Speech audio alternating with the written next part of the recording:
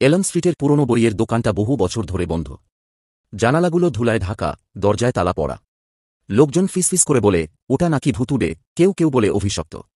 কিন্তু মীরা জানত ওটা ছিল তার শৈশবের একটা অংশ, যেখানে বাবা তাকে প্রতি শনিবার নিয়ে যেতেন, সেই বাবা যিনি একদিন হঠাৎ হারিয়ে গেলেন, কোনো চিহ্ন না রেখে। এক বৃষ্টিভেজা বিকেলে মীরা আবার ফিরল সেই দোকানে। কেন ফিরল জানে না। হয়তো বৃষ্টি তাকে টেনেছিল, হয়তো সেই চিঠিটা। কোনো প্রেরকের নাম ছিল না, শুধু একটা বাক্য। সে অপেক্ষা করছে ধুলোর মাঝে। দরজাটা শব্দ করে খুলল। তালা গলে পড়ে গেছে। ভিতরে ঢুকেই তার পরিচিত সেই গন্ধ, পুরনো কাগজ আর সময়। বাতাসে ধুলোর ঝুলন্ত পর্দা। ছাদ ফুঁড়ে আসা আলোর রেখায় ঘরে একসময়ের জৌলুসের ছায়া। নিঃশব্দে হেঁটে গেল দোকানের পেছনের ঘরে। সেখানে সে তাকে দেখল। একজন পুরুষ দাঁড়িয়ে ছিল ছায়ায়। ধীরে ঘুরল সে। মীরার নিঃশ্বাস আটকে গেল। এলিয়াস। 10 বছর আগে তারা ছিল একে অপরের ছায়া। কবিতা, তারা, স্বপ্ন, সবকিছুতে বিশ্বাস ছিল তাদের।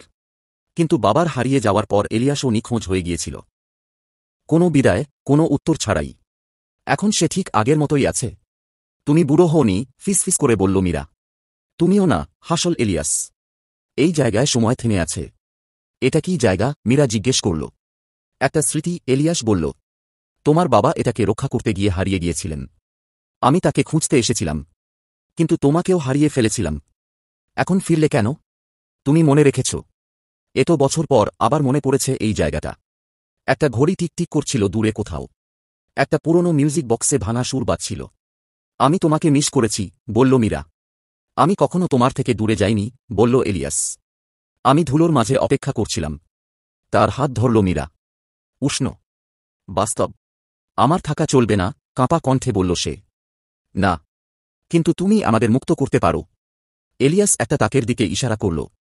সেখানে একটা বই আলতো আলো ছড়াচ্ছিল। মীরা কাছে গিয়ে দেখল ওটা ছিল তার বাবার ডায়েরি। খুলতেই ঘূর্ণি উঠল বাতাসে। আলো ছড়িয়ে পড়ল ঘরে। দেওয়াল কাঁপতে লাগল। ধুলোর ঝড়। বাবার নাম উচ্চারিত হল বাতাসে। তারপর নীরবতা। চোখ খুলে মীরা দেখল সে পড়ে আছে দোকানের বাইরে। বৃষ্টি থেমে গেছে। দোকানটা নিস্তব্ধ। কিন্তু এবার দরজায় কোনো শিকল নেই। আর তার হাতে বাবার ডায়েরি। ভিতরে লেখা, ধন্যবাদ মীরা। তোমার বাবা। এলিয়াস নেই। তবুও যখনই সে ডায়েরিটা খুলে, হালকা বাতাসে ধুলো নড়ে উঠে। আর সে শুনতে পায় পাতার মাঝে এক মৃদু কণ্ঠস্বর। ভালোবাসার প্রতিশ্রুতি।